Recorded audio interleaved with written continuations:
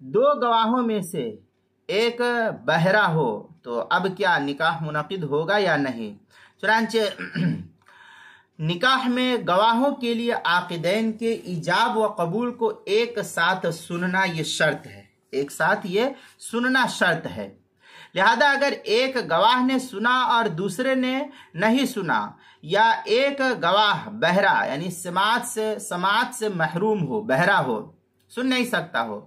اور وہ از خود عاقدین کے کلام کو نہ سن سکے بلکہ کوئی دوسرا اس کے کان میں زور سے بول کر بتائے، تو اس کی گواہی کا اعتبار اس سلسلے میں نہیں ہوگا، اور جب یہ گواہی کا اعتبار نہیں ہوا تو یہ نکاح بھی منعقد نہیں ہوگا۔ لہذا فتاوی ہند میں ہے وَلَوْ كَانَ بِحَضْرَةِ الرَّجُلَيْنِ وَأَحَدُهُمَا أَصَمَّ فَسَمَّ السَّمِيعَ دُونَ الْأَصَمِّ فَصَاحَ السَّمِيعُ أَوْ رَجُلٌ آخَرَ فِي